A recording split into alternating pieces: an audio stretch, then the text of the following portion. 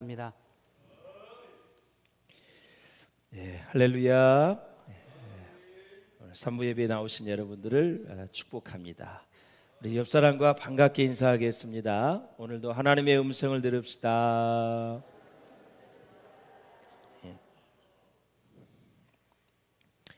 로마 문화에는 우상 숭배의 뿌리가 아주 깊습니다.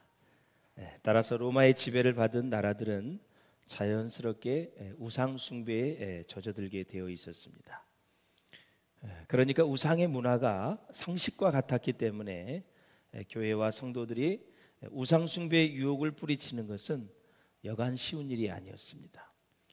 그래서 바울은 8장에서 다루었던 그 우상에게 바쳐진 제물을 먹는 문제를 다시 언급을 하게 되지요.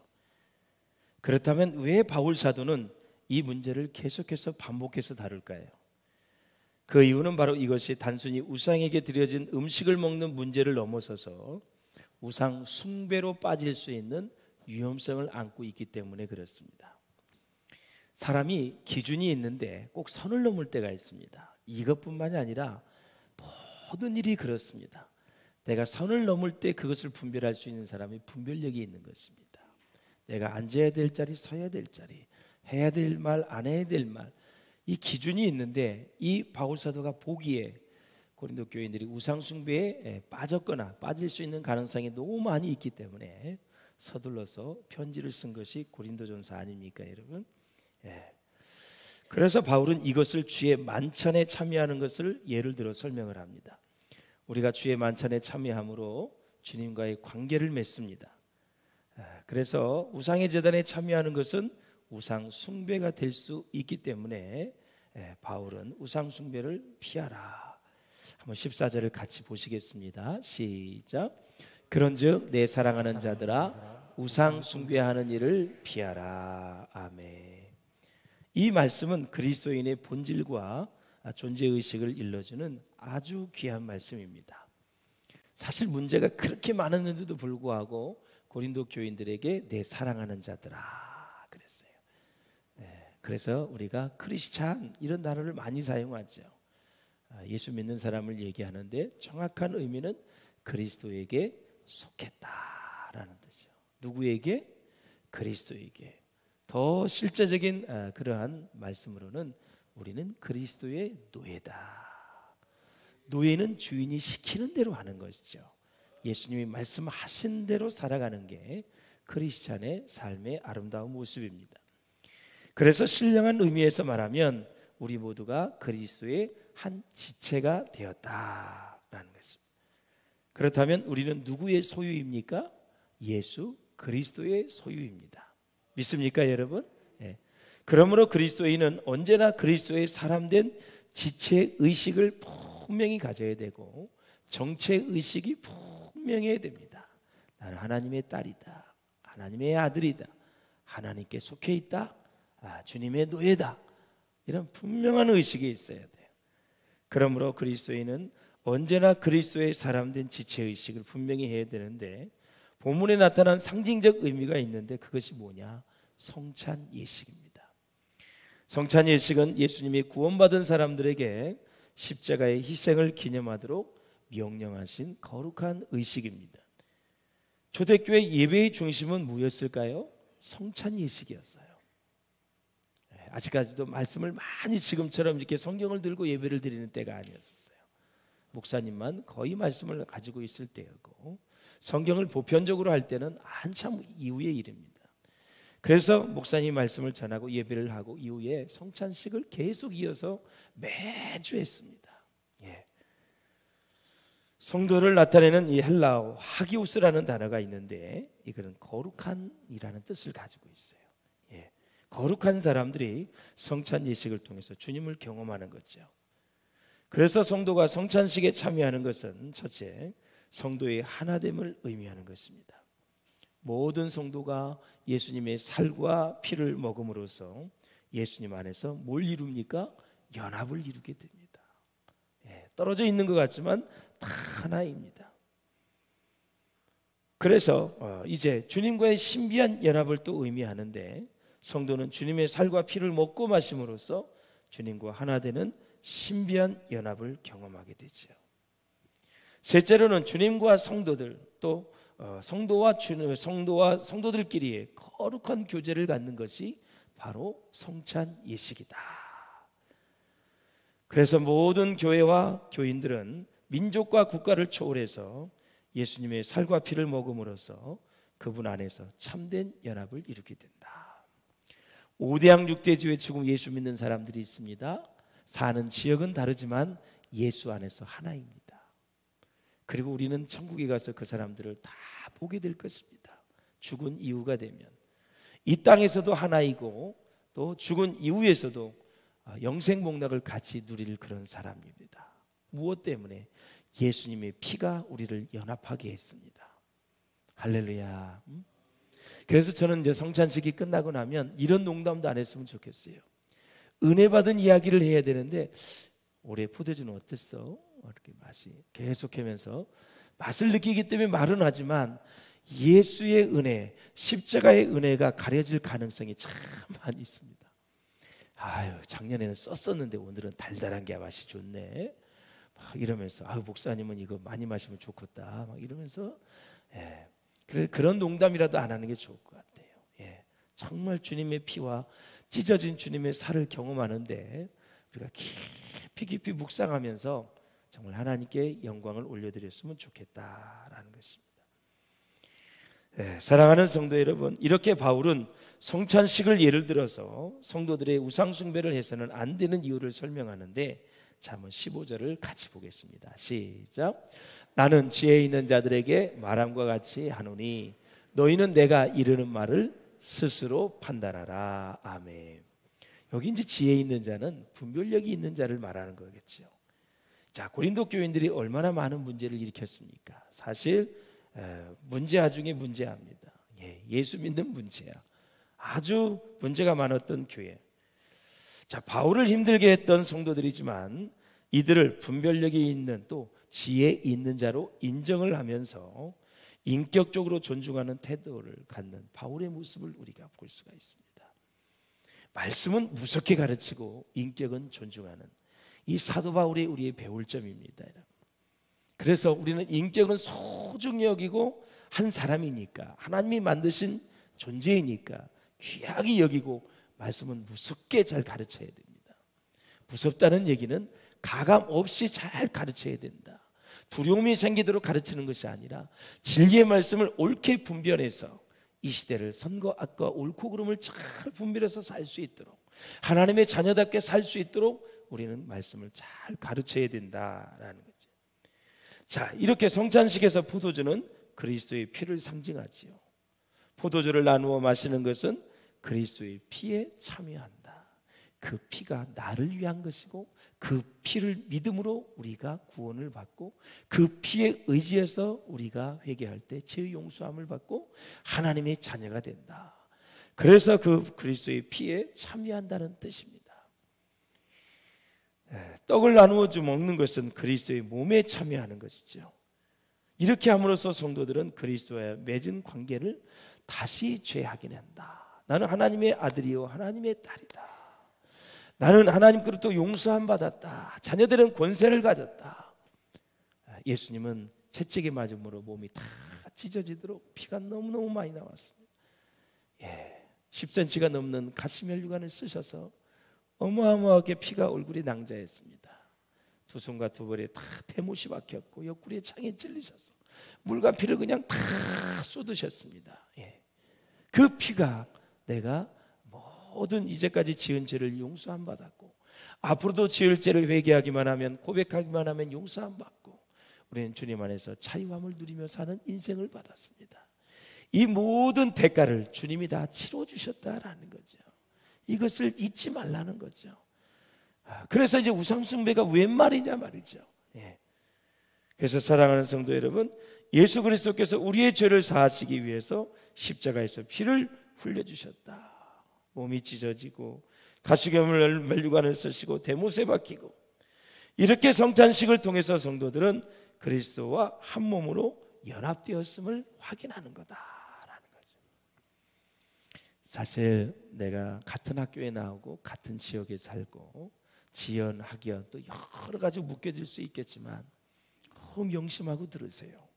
예수의 피로 하나가 되어야 됩니다. 예수의 피로. 믿습니까? 네. 예수의 피가 가장 중요한데 교회는 그것으로 가까워져야지. 예수의 피는 온데간데 없고 그냥 같은 학교에 나오고 같은 지역에 살고 같은 마을에 살았다는 그 명분으로 예수의 피에 우애가 있는 것을 볼 수가 있어요. 그것이 예수의 말씀보다 더 우애가 있을 때가 있어요. 넘어설 수 있기를 주의 이름으로 축원합니다. 흑인이냐 백인이냐가 중요한 게 아니에요. 황인종이가 부중요한 게 아니에요. 남자가 여자가 중요한 게 아니에요. 다 소중한 존재입니다. 예수 믿는 사람은 예수의 피 안에서 하나가 되는 것입니다. 누가 나를 잘 섬겨주고 누가 막 식사를 많이 사주고 나를 친절히 해주고 해서 그 사람만 저기 하는 것이 아니라 모두가 다 예수 안에서 피로 하나가 되어졌다. 예, 우리 오늘 오케스트라가 은혜스러운 찬송을 해주셨죠? 예, 원하고 바라고 기도합니다. 뭘 원하고 바라고 기도해요? 예, 바로 하나님의 놀라운 성품이 이제 우리 성품이 됐고, 할렐루야, 성령님의 권능이 우리의 능력이 되었으면 좋겠다. 하나님의 능력이 우리의 능력이 될 수 있기를 주의 이름으로 축원합니다. 이것을 원하고 바라고 기도한다라는 거죠. 늘 주님 바라보고 주님 닮아가고 하나님의 놀라운 사랑이 우리의 마음으로 전해져서 깨달아져서 그렇게 살면 얼마나 좋겠습니까? 그렇다면 그리스도의 피와 몸에 참여한다는 것은 어떤 생활 원리가 담겨져 있을까? 그것은 바로 자기 희생의 원리가 담겨져 있다라는 것입니다. 그래서 예수 그리스도께서 십자가 위에서 피를 흘리시고 고난을 받으신 것은 자기 만족을 위해서가 아니라 철저하게 타인을 위해서, 인류를 위해서 그렇게 고난을 당하셨다. 그래서 성찬식은 철저하게 그리스도께서 인류를 위하여 자기를 희생하셨음을 기념하는 예식이다라는 것입니다.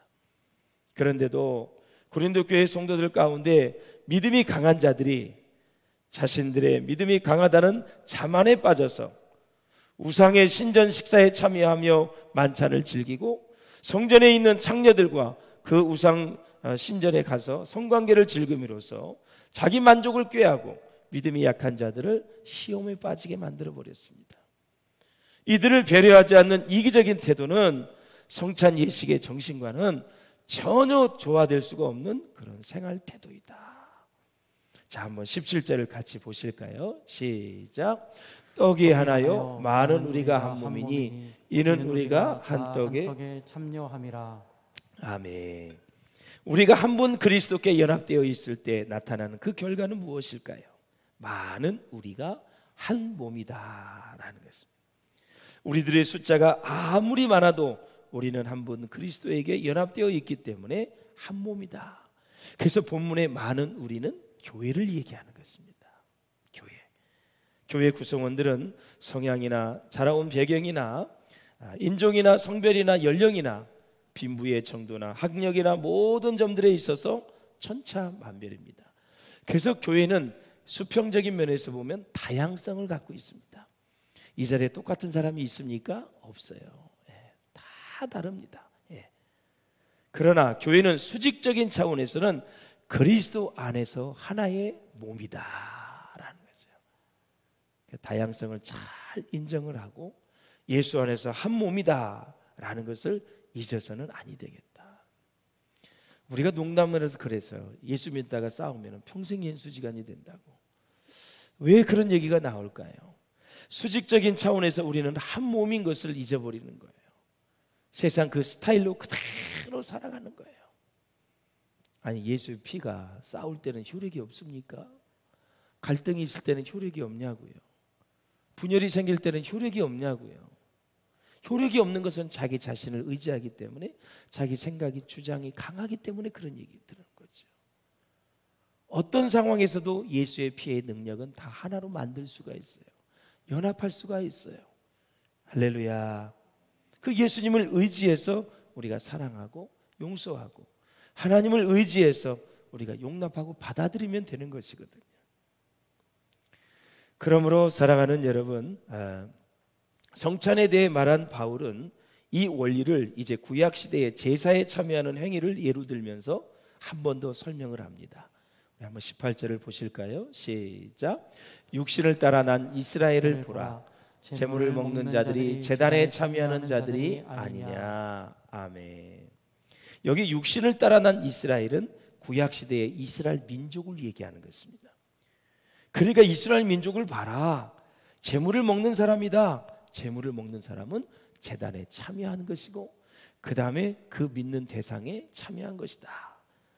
이스라엘 민족은 제사를 드렸습니다. 그 제물을 함께 먹으면 그 제물을 먹는 자들도 결국 제단에 참여한 것으로 인정합니다. 예컨대 제사장, 레위인들, 그 다음에 성전에 수고하고 있는 뜰에서 일하는 사람들, 제사가 끝나면 다 부위가 다르게 제물을 다 먹습니다. 먹는다는 것은 그 제사를 누구에게 드렸어요? 하나님께 드렸어요. 그러니까 하나님 앞에 같이 참여한다는 의미를 가지고 있는 거예요. 이것을 이제 예를 들면서 바울은 뭐라 그러냐면 옛 이스라엘 백성들이 하나님의 성전에서 제물을 먹는 것과 고린도 교인들이 우상 축제에 참여해서 제물을 먹는 것을 같은 관계를 지어서 설명을 합니다. 따라서 그 제물을 먹는 것은 그 우상의 신과 관계를 맺는 것이다. 이스라엘이 제물을 먹는 것은 하나님을 예배하는 것이잖아요. 그래서 이에 비추어 이방 신전에서 우상 축제에 참여해서 제물을 먹는 것의 관계를 자세하게 설명을 하는 거예요. 다시 말해서 우상의 축제에 참여하는 것은 우상과 연합하는 것이다. 우상은 신이 아닙니다. 그러나 그 배후에는 영적 존재들이 활동하고 있습니다. 고린도 교회 교인들 중에는 처음에는 거리낌 없이 우상 제물을 먹기만 하다가 세월이 지나서 점차적으로 자연스럽게 그들의 의식에 참여하는 사람들이 있었습니다. 이것은 어둠의 세력과 결탁된 악한 영들과의 짝이 되는 것이거든요. 그래서 귀신의 잔을 드는 것은 악의 세력에 굴복하는 것이고 복의 근원이 우상에게 있다는 것을 인정하는 것입니다. 사도 바울은 그래서 이런 것을 귀신과 교제하는 것이라고 단정을 하고 있어요. 우리가 어렸을 때에 동네 마을에 시제가 있습니다. 그럼 어린아이들은 막 놀다가 배가 고프니까 시제를 지르면 꼭 시루떡이 있습니다. 그걸 먹으려고 다 가서 이제 구경을 하고 있어요. 그래서 저 언제 끝나나, 내용은 관심 없고 끝나면 저 떡을 먹는다는 기대함에 아이들이 다 몰렸던 기억이 있어요. 그러니까 이런 문화를 보면서 애들이 그대로 자라나게 되죠. 그래서 사랑하는 성도 여러분, 하나님의 부르심을 받아 주님의 자녀가 된 성도는 예배를 통한 하나님의 교제 위에는 다른 우상과 절대 교제를 해서는 안 된다. 우상 숭배는 하나님의 진노를 초래하는 불신앙 중에 하나이기 때문에 그렇게 해서는 안 된다라는 것입니다. 그래서 우리는 성찬 예식을 통해서 내가 그리스도에게 속해 있음을 확인하고 고백하는 것입니다. 주님은 나의 주님이십니다. 주님은 나의 왕이십니다. 주님은 나의 전부이십니다. 주님은 나를 구원하신 구세주입니다. 이렇게 예수님의 피를 기념하는 그러한 포도주, 예수님의 몸을 기념하는 떡, 이 떡을 먹고 이 잔을 마시면서 십자가의 사랑을, 십자가의 그 은혜를 내가 확인하게 되는 것입니다. 이러한 깊은 영적 체험이 이제 몸으로 나타나게 되는데 이것이 바로 산제물이 된다. 산제물이 된다. 그냥 우리의 현실 속에서 제물로 살아가는 것이다. 그래서 우리의 어둡던 마음이 밝아지고 말도 정말 이제는 은혜롭고 부드럽게 하고 우리의 행동 하나하나에 새로운 변화가 나타나는 것입니다. 이것이 뭐라고요? 바로 워십, 예배다. 이렇게 얘기하는 거예요. 그래서 자연스럽게 하나님의 뜻을 준행하게 되고 하나님의 뜻을 기뻐하는 그런 인격이 되어진다. 하나님의 뜻을 순종하는 것이 또 그리고 진리의 말씀을 생활화하는 것이 그의 기쁨의 전부가 되는 것입니다. 이런 사람이 바로 신실한 그리스도인이다. 이러한 은혜와 이러한 영적 체험, 이런 생활을 다 합쳐서 뭐라 그래요? 예배는 예배인데 영적인 예배이다. 다시 말씀드려서 우리가 성찬식과 말씀과 그리고 모든 은혜를 체험하고 나서 우리의 삶의 현장에서도 똑같이 그렇게 하나님의 자녀답게 살아가는 것, 삶의 현장을 다 포함하는 것이 영적인 예배다, 이렇게 얘기하는 거죠. 영적인 예배는 예배당 안에서만 국한된 것이 아니라 내 사업장, 내 직장, 학교, 내가 있는 모든 곳이 다 영적인 예배의 장소다. 할렐루야. 절대 공간을 분리해서 있는 것이 아니라 나라는 한 몸덩어리가 하나님의 은혜를 받고 내가 있는 곳에서 영적인 예배자로 살아간다라는 뜻은 하나님의 뜻을 준행하며 살고 예수의 향기를 드러낸다라는 뜻을 가지고 있다. 사실 우리 기독교 초창기에는 교회와 세상을 얼마나 분리를 많이 시켰습니까? 교회 안에서만 신앙생활 잘하고 예배 잘 드리고 모범적으로 이렇게 하면은 최고로 봤지요. 그런데 신학의 결핍상 더 넓게 가르치지 못한 거죠. 삶의 현장까지가, 내가 업무를 보고 있는, 내가 일하고 있는 그곳이 바로 영적인 예배의 장소다라는 거죠. 그래서 내가 크리스찬으로서 이 아이덴티티, 이 정체성을 가지고 그렇게 살아야 된다. 결정 하나 하는 거, 판단 하나 하는 거, 말 하나, 행동 하나가 다 영적인 예배자의 모습으로 살아가야 된다라는 거죠. 사랑하는 여러분, 그래서 이제 그렇다면 이런 그리스도인이 가정생활과 물질생활 그리고 직장생활을 하게 되는데 그때에는 이제 어떻게 판단해야 되는가? 오늘 본문은 이것을 말해주고 있습니다. 즉 말씀과 진리를 구체화하는 능력이 있어야 된다. 이 은혜를 받고 어떻게 살아야 되는가? 나는 또 어떻게 말을 해야 되고 어떻게 행동해야 되는가? 이것은 스스로 판단해야 된다. 15절을 한번 보실까요? 시작. 내가 이르는 말을 스스로 판단하라. 아멘. 자율적인 판단을 말하는 것입니다. 내가 정말 그곳에 가야 하나 말아야 하나. 하나님, 그 사람을 내가 만나야 될까요? 만나지 말아야 될까요? 이 음식을 먹을까요? 말까요? 고린도전서에 나오는 제사 음식도 내가 먹어야 될까요? 말아야 될까요? 시장에서 나오는 것은 물은 묻지 말고 그냥 믿음으로 먹으면 된다 그랬는데 믿음이 연약한 자들이 옆에 있어가지고 저거 신전에 갔다 온 고기인데 그렇게 말했을 때는 먹지 말라. 내가 먹음으로 인해서 믿음이 연약한 자들이 믿음이 떨어져 실족할까 될까 봐 바울은 그래서 먹을까 말까 할 때 말씀에 입각해서 타인의 유익을 위해서 그 사람이 실족하지 않도록 그 고기는 먹지 말아라. 그러나 나 혼자 있을 때는 어디에서 온 음식이든지 믿음으로 먹으면 되는데 연약한 자들이 있을 때는 그 옆에 사람을 고려해 줬으면 좋겠다. 그래서 은혜를 받았으면 이제는 나머지 일은 스스로 말씀에 입각해서 판단하라는 것입니다. 그래서 이제는 배우고 받은 지식이 뭐로 발전해야 된다고요? 지혜로 발전해야 된다. 그래서 이스라엘 백성들은 출애굽한 이후에 이제 끊임없이 불평하는 모습을 봐요. 그것이 바로 지혜로 발전하지 못해서 그러는 거예요. 말씀을 들었는데 상황을 보면서 분별력이 없는 거예요. 홍해를 건넌 후에는 왜 우리를 애굽에서 데리고 나와서 고생을 시키느냐고 불평을 했어요.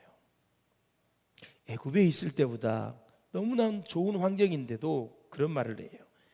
만나를 먹고 살 때에는 왜 고기를 안 먹여주냐고 불평을 했어요. 하나님이 고기를 주시지 않는 데는 그 다 이유가 있는 줄로 믿습니다. 광야에서는 직장생활 안 했어요. 사업도 안 했어요. 그저 말씀 훈련만 받으면 돼요. 먹을 것, 추위, 더위, 에어컨, 히터 다 신발, 옷 다 하나님이 다 제공했어요. 군에 입대한 것하고 똑같아요. 근데 고기를 달라 그래요. 애굽에서 있을 때는 고기를 먹었던, 가마솥에 옆에서 고기를 먹었던 생각이 나는 거예요. 그러니까 하나님이 그냥 그렇게 주시면 그렇게 감사함을 받으면 되는데 꼭 뭘 추구하는 거야. 인간적인 생각이거든요.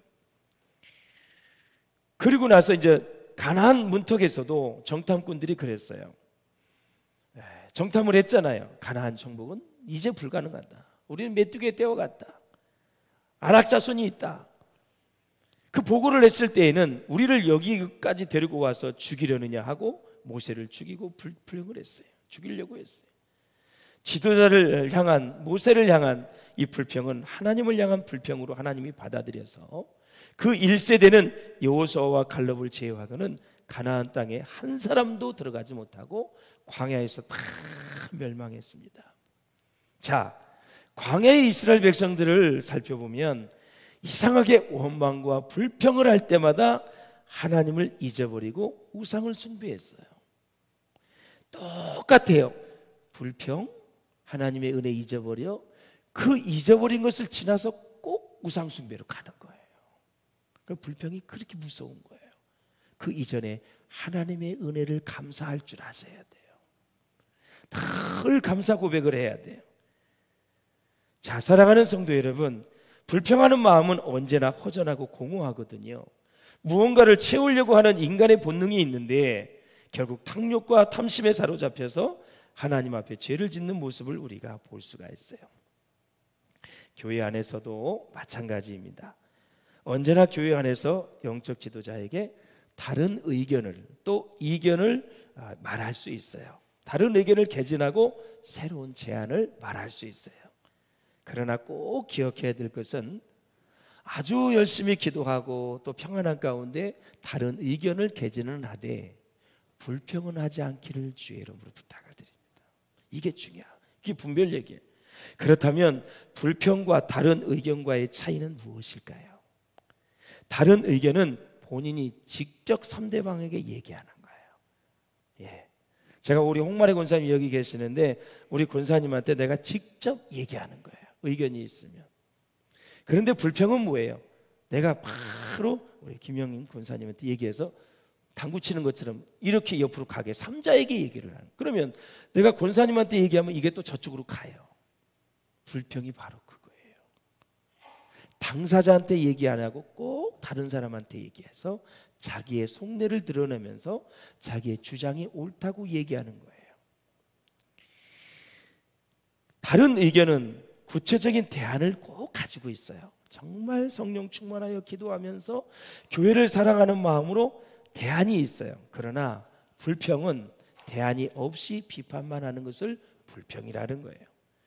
그리고 다른 의견은 지도자가 안 받아들이면 지도자의 결정을 받아들이게 돼 있어요.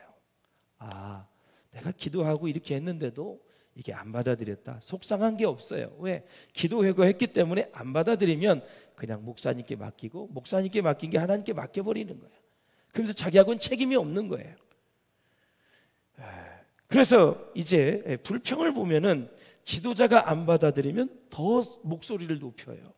그 자기 의견을 많은 사람들한테 얘기를 해요. 내 의견이 옳다 이런 얘기를 하는 거예요. 사랑하는 여러분, 우리 신앙의 연륜이 깊어지면 우리 모두는 깊어질수록 말을 아껴야 될 줄로 믿습니다. 말을 할 때면 긍정적인 말을 해야 되고, 그래서 우리는 내가 항상 섰다고 하는 그 상황에 넘어질까 조심하라고 하나님 말씀하고 있어요. 자, 엘리야가 바알신을 섬기는 아세라 선지자 850대 1로 전쟁을 했는데 하나님이 도와주셔서 대승리를 냈어요. 이 소식을 듣고 아합의 아내 이세벨이 엘리야를 죽이려고 그래요. 쫓아와요. 그래서 36개 주랭랑을 합니다. 멀리 넘어가서 하루는 노뎀나무 아래에서 죽기를 각오해요. 하나님, 나 죽고 싶습니다. 자살하고 싶다고 얘기를 해요. 이렇게 큰 승리를 거뒀는데도 사람이 마음이 이런 것입니다. 그러므로 사랑하는 여러분, 우리가 큰 승리한 다음에 조심하셔야 되고, 큰 축복을 받은 이후에 조심해야 되고, 교회는 큰 부흥을 경험한 다음에 조심해야 되고, 하나님의 위대한 축복을 받은 이후에 함정이 있다라는 사실을 기억하시고, 철저하게 영적인 분별력을 가지고 악한 영이 틈타지 아니하도록 우리는 조심해야 된다라는 거예요. 그리고 결정적인 일이 이루어질 때까지 마귀는 끊임없이 공격을 합니다. 하나님 앞에 선한 뜻을 가지고 일을 하게 되면 될 듯 말 듯 될 듯 하면서 끊임없이 공격을 해요. 그때마다 안테나를 주님께 세우고 기도의 자리를 사모하면서 말씀을 사모하면서 나아갈 때 하나님이 그 상황을 도와주시는 거예요. 그 역사를 이루어 가시는 거예요. 제가 가끔 다른 교회 성도들이 찾아와서 혹은 전화로 혹은 한 달 전에는 청년까지 찾아와서 상담을 요청한 적가 있어요. 그래서 교회 문제를 가지고 이제 조언을 청하면 저는 마지막 결론을 이렇게 내려요. 담임 목사님이 죄를 짓지 않는 한 잘 받아들이고 기꺼이 한번 수용하면서 기도해 보라고 제가 얘기를 해요. 여러분, 세상과 달리 교회는, 그래서 제가 꼭 여당이 되어라. 모든 정책 결정과 국회나 모든 일들을 보면 여야가 있지 않습니까? 근데 교회는 여야가 생기면 강하게 마음이 균열이 생겨요. 간격이 커지는 거예요. 그 간격에 마귀가 틈을 주는 거예요. 마음에 이게 품는 것들이 꼭 여당이 되셔야 돼. 여당은 하나님 편을 얘기하는 거고, 말씀 편을 얘기하는 거고, 주의 종과 함께 그 비전을 따라가는 것을 얘기하는 거예요. 그분이 죄를 짓지 않는 한, 이단에 빠지지 않는 한, 정신병자가 아닌 이상 그를 믿고 신뢰하는 것이 얼마나 중요한지 몰라요. 왜냐하면 지도자에게 불평을 하다가 하나님께 불평하는 결과를 잘못하다가 가져올 수 있기 때문에 그렇다. 그렇다고 해서 지도자의 생각과 판단과 결정이 100% 완벽하고 올바르고 정확해서 그런 것은 절대 아닙니다. 자, 보세요. 사울 왕을 보세요. 하나님이 아말렉 족속을 무리뜨고 사람과 짐승을 다 죽이라 그랬어요. 근데 살찐 소와 양을 가지고 왔어요. 사무엘 선지자가 말합니다. 왜 가져왔느냐? 네, 하나님께 제사를 드리는데 살찐 것을 드리고 싶어서 가져왔습니다. 거짓말이었어요. 명분은 제사였지만 살찐 것을 챙기고 싶은 거예요. 예, 속였어요. 그래서 하나님은 이걸 보시고 사무엘 선지자에게 말했습니다. 내가 사울 왕을 택한 것을, 왕으로 세운 것을 후회한다 그랬어요. 그러면 후회한다 그러면 회개를 하고 더 잘하겠다고 하면 되는데, 그때부터 다윗을 죽이려고 합니다. 그 잘못을 누구에게 전가해요? 다윗을 죽이려고 하는 거예요. 그래서 하나님은 아말렉 족속이 이스라엘 백성이 광야 생활할 때 너무 괴롭게 했거든요. 그러니까 그 족속을 씨도 망쳐 다 말려라. 그것이 하나님의 심판의 계획이에요. 그런데 그것에 대해 순종을 안 한 거예요. 자기 생각으로.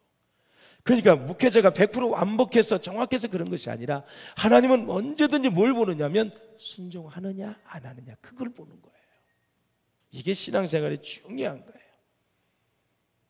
사랑하는 여러분, 항상 우리는 불평하지 않는 사람이 되어서 하나님께 끝까지 쓰임받을 수 있기를 주의 이름으로 축원합니다.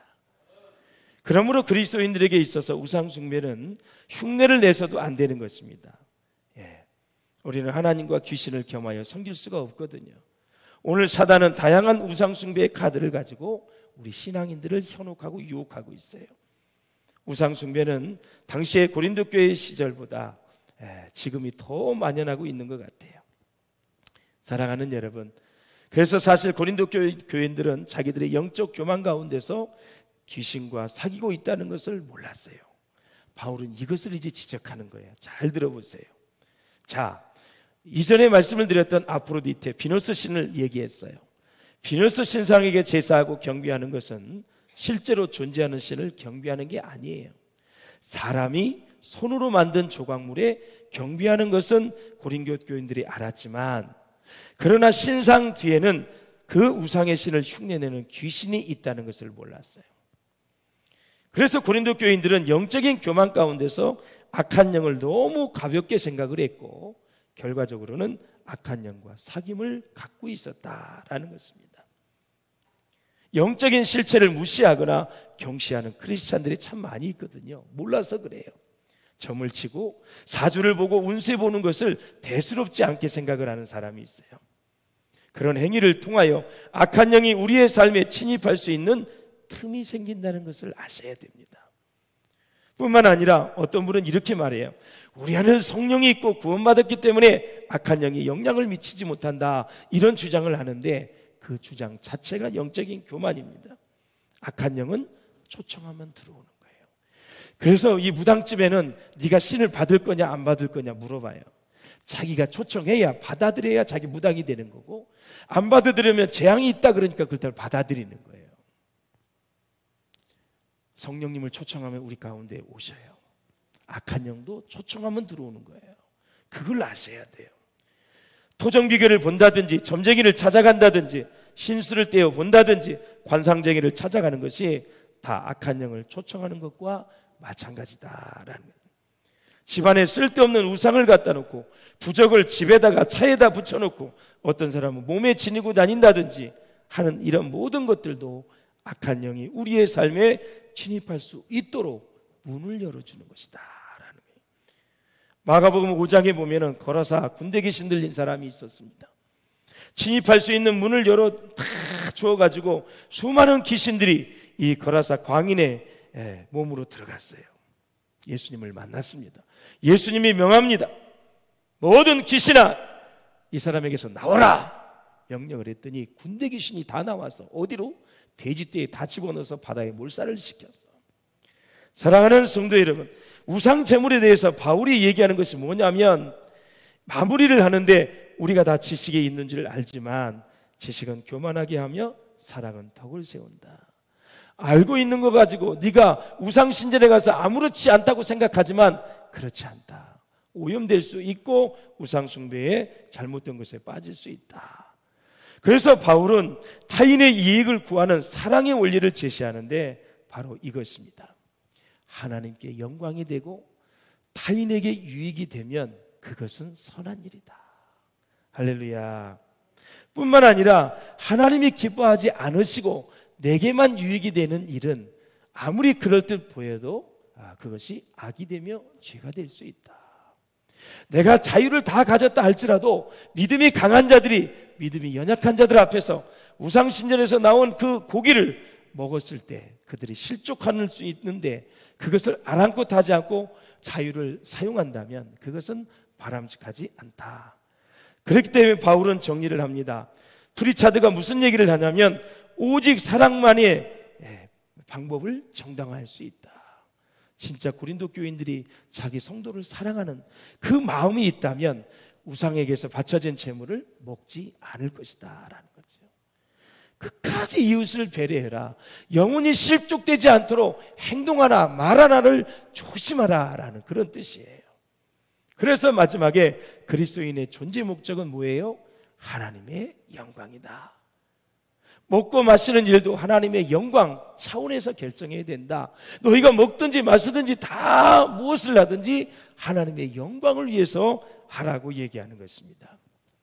종교개혁자들의 사상의 중심이 뭔지 아세요?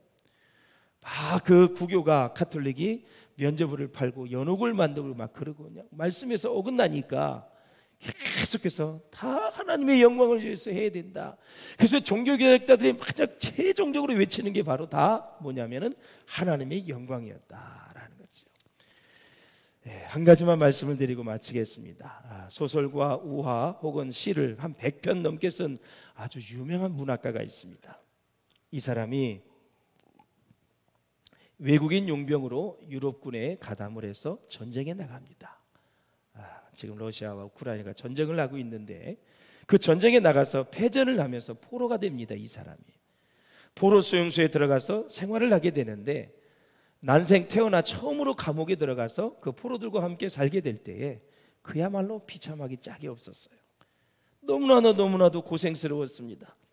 나도 괴롭지만은 더 괴로운 것은 그 주변에 있는 사람들이 다 절망하고 있었습니다.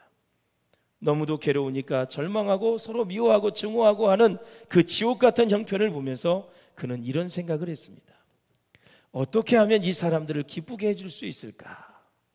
그래서 그가 생각해낸 것이 그 속에서 소설을 쓰는 것이었습니다. 소설을 한 편 한 편 쓰면서 읽어주었더니 포로들이 그 소설의 내용을 들으면서 아주 기뻐하고 즐거워하고 많은 위로를 받았습니다. 그는 포로들을 위해서 또 그들을 위로하기 위해서 계속 소설을 써내려갑니다. 그렇게 해서 유명해진 소설이 돈키호테입니다. 이 사람은 바로 세르반테스 잘 아시죠? 소설가로서 유명해지고 출세하기 위해서 쓴 것이 아닙니다. 다만 주변의 사람들, 이웃을 위로하고 즐겁게 해주기 위해서 썼던 것이 불의의 명작 돈키호테가 되었고 그렇게 유명한 사람이 된 것입니다. 남을 기쁘게 하려고 하다가 큰 작품을 이루게 된 것입니다. 다른 사람의 유익을 생각하기 위해서 썼다가 책으로 유명한 아주 그러한 소설가가 된 거예요. 그래서 본문에는 사람에게 거치는 자가 되게 하지 말라, 남을 아프게 하지 말고 괴롭게 하지 말라, 그리고 남에게 유익이 되라, 남을 기쁘게 하라고 얘기하고 있습니다. 사랑하는 여러분, 말씀을 맺겠습니다. 우리에게 주신 자유를 하나님의 영광을 위해서, 이웃의 유익과 기쁨을 위해서 사랑하는 마음으로 그렇게 사용될 때 무엇이 돼요? 덕이 된다라는 것입니다. 영혼 구원에 도움이 되느냐 안 되느냐를 판단해서 적극적으로 신앙생활을 하시고, 이제는 나 자신뿐만이 아니라 타인을 위해서 내게 주신 자유를 사용할 줄 알아야 된다. 유익이 안 되면 그 자유를 절제할 줄도 알아야 된다. 그래서 이 교회가 성숙한 모습으로 하나님께 영광을 돌리며 교회다운 모습으로 예수 그리스도의 향기를 드러내는 교회가 하나님이 기뻐하시는 교회라고 바울은 그렇게 말하고 있는 것입니다. 우리 일생을 다가도록 타인을 위한 자유의 삶이 우리의 삶의 아름다운 모습이 될 수 있기를 주님의 이름으로 축원합니다. 기도하시겠습니다. 우리가 함께 기도하실 때, 하나님, 고린도 교회에 여러 가지 문제가 있어서 우상 숭배가 있었습니다. 하나님, 그들은 우상을 숭배하면서도 나는 괜찮다고 하며 자만에 빠져 있었던 그들, 하나님, 자기 자신을